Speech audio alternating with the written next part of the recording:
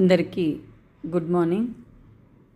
ఈరోజు మా పాఠశాలలో వీడియో ఏంటంటే, పిల్లలకి గత 15 రోజుల నుంచి చెప్తూనే ఉన్నాను. రోజు నెయిల్స్ అన్నీ కట్ చేసుకోండి, నీట్గా ఉంటుంది. ఎందుకంటే నెయిల్స్లో డస్ట్ అంతా చేరుతుంది, మనం భోంచేస్తూ ఉంటాము అని. కానీ పిల్లలు ఫ్యాషన్ అంట కట్ చేయడం లేదు. ఈరోజు క్లాస్కి వెళ్ళి ఎవరెవరైతే నెయిల్స్ పెంచుకుంటున్నారో వాళ్ళందరినీ పికప్ చేసి అందరినీ బయట కూర్చోబెట్టి ఒకసారి అందరినీ కూడా చెక్ చేశాం. వాళ్ళకి పదే పదే రోజు చెప్తూ ఉన్న పిల్లలు తప్పించుకుంటున్నారు. ఈరోజు రేపు, ఇవాళ రేపు అని అయితే కాలం అయితే గడిపేస్తున్నారు. ఇలా ఒక 10-15 డేస్ నుంచి ఈరోజు ఇలాగే చెప్తూ ఉన్నారు. నేను నెయిల్స్ గురించి మాట్లాడినప్పుడు ఫాస్ట్గా నోరుతో కట్ చేసేసుకోవడము, మళ్ళీ యథావిధి.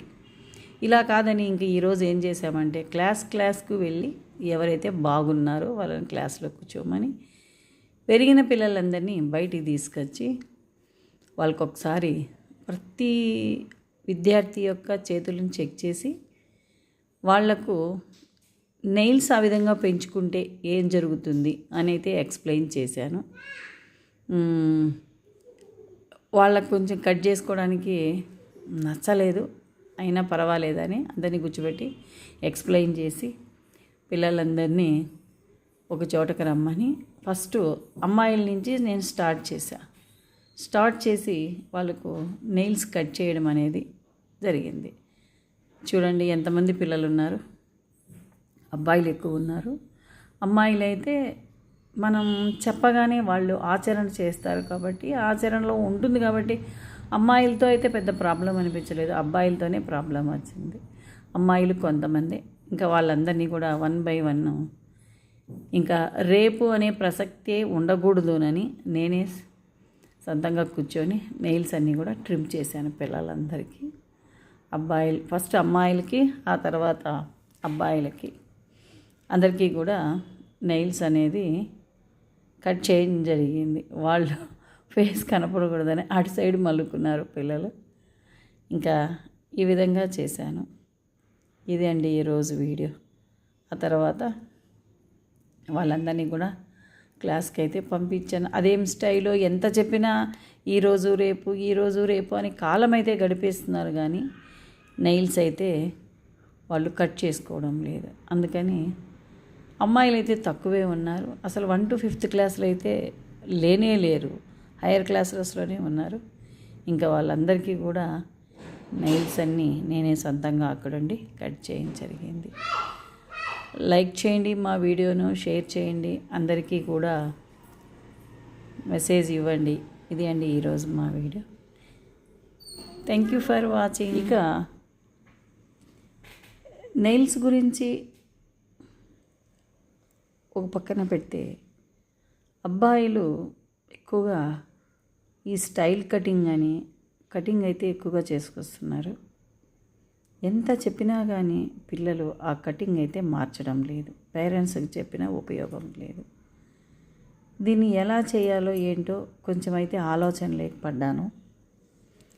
దీని మీద నాకు కొన్ని సలహాలు కూడా మీరు ఇవ్వండి. మనం తీసుకెళ్ళి చేయించవచ్చా, వాళ్ళతోనే చేయించమంటారా, లేకపోతే అలాగే పెంచుకోమంటారా? చెప్పి చూస్తున్నాము. కొంతమంది పిల్లలు అస్సలు వినడం లేదు, యాజ్ ఇట్ ఈజ్గా అలాగే స్టైల్ కటింగ్తోనే వస్తున్నారు. ఈ విధంగా పిల్లలు రావడంతో ఒకరిని చూసి ఒకరు సేమ్ కటింగ్ ఫాలో అవుతున్నారు.